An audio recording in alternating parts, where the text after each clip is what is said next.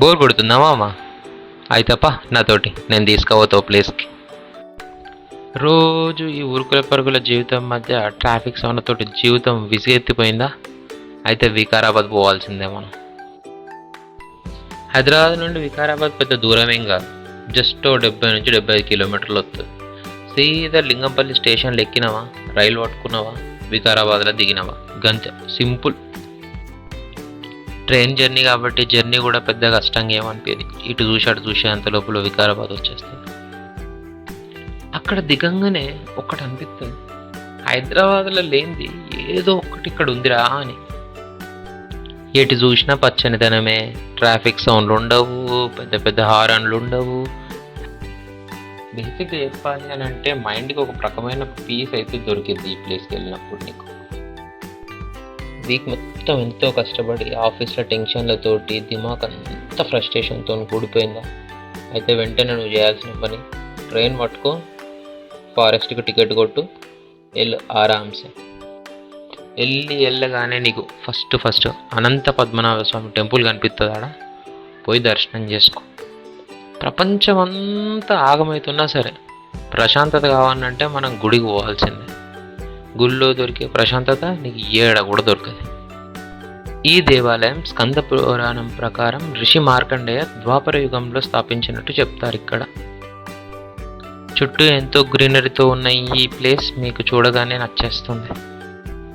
దర్శనం కంప్లీట్ అయినాక సీదా పక్కనే ఉన్న ఫారెస్ట్ లోపలికి ప్రయాణం సాగించిన. పోతూ ఉండగానే ఆడ నాకు రాయి మీద రాయి పెట్టిన వింతగా అనిపించింది. ఏందా అని అడిగి చూస్తే ఇక్కడ రాయి మీద రాయి పెడతానంట ఏది కోరుకుంటా జరిగిద్దట. నేను గీసొంటి నమ్మను కానీ పెట్టయితే చూసిన రాయి మీద రాయి నిలబడ్డది. ఆయన మనం మనసులో గట్టి కోరుకోవాలి కానీ ఏది పడుతుంది వస్తుంది. రాయి మీద రాయి నిలబెడితేంది, నిలబడకపోతేంది. నువ్వు అనుకున్నది కావాలి అని అంటే ఈరోజు కొంచెం, రేపు కొంచెం, ఆ తర్వాత కొంచెం రాయి మీద రాయి నిలబెట్టుకుంటావు, స్కిల్స్ డెవలప్ చేసుకుంటావు, అది నువ్వే సాధిస్తావు. అది నువ్వు తర్వాత చేయగానే ఇప్పుడు 10 రూపాయల టికెట్ తీసుకొని లోపలికి పోవాలా. లోపలికి పోతే ఎంత ప్రకృతి, ఎంత ప్రశాంతత, మొత్తం పక్షుల సౌండ్లే ఈ నుంచి ఆడదనుక కొనాదనుక. ఎంత నిమ్మలంగా ఉన్నది తెలుసా ప్లేస్.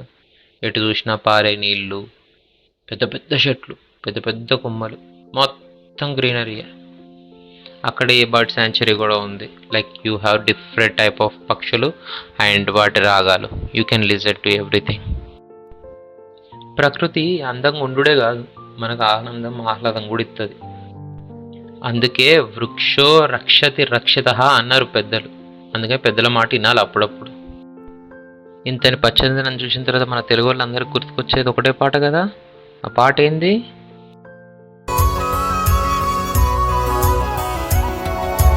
పచ్చదనమే పచ్చదనమే, తొలి తొలి వలపే పచ్చదనమే, పచ్చిక నవ్వుల పచ్చదనమే, ఎతకు సంవతం చెలి, ఎతకు సంవతం చెలి.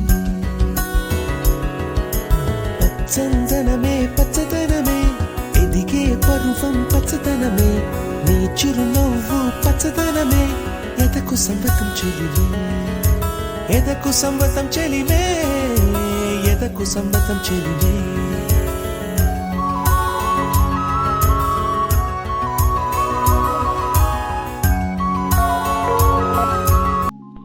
మంచిగా ఆ పాట ఎంజాయ్ చేసుకున్న తర్వాత కాసేపు చిన్న పిల్లని లెక్క చెట్లు పుట్లు అన్నీ ఎక్కి దుంకి చిన్న పూరని లెక్క ఆడుకొని మస్తు ఎంజాయ్ చేసొచ్చు.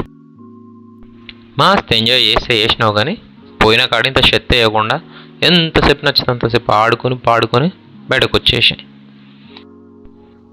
ఈ ప్రకృతి మనకు ఎంతో ఇచ్చింది. ఎంత ఇచ్చిందో మనం కౌంట్ చేసి చెప్పలేం. 100 ఏళ్ళు నువ్వు బతుకుతో లేదో తెలియదు కానీ 100 ఏళ్ళ నుండి మనకి ఎంతో ఇచ్చిన ఈ ప్రకృతిని పాడు చేయకుండా ఉంటే అంతే సార్. పశుపక్షాదులకు ఎంతో కొంత మేలు చేస్తూ నువ్వు సంతోషంగా ఉంటూ నీతో పాటు నలుగురిని సంతోషంగా ఉంచు. ఈ షర్టు లెక్క నువ్వు కూడా 100 ఏళ్ళు బతుకుతావు చల్లగా. దేవుడు నీకు ఇచ్చిన దాంట్లో ఎంతో కొంత ఈ మూగ జీవాలకు పెట్టి వాటిని సంతోషంగా ఉంచి నువ్వు కూడా సంతోషంగా ఉండు. ఇట్లా వికారాబాద్ లాంటి ట్రిప్పులు ఎన్నో జరుపుకొని హ్యాపీగా ఆనందంగా బతుకు. అప్పటి వరకు ఉంటా. Tata, bye bye, see you again.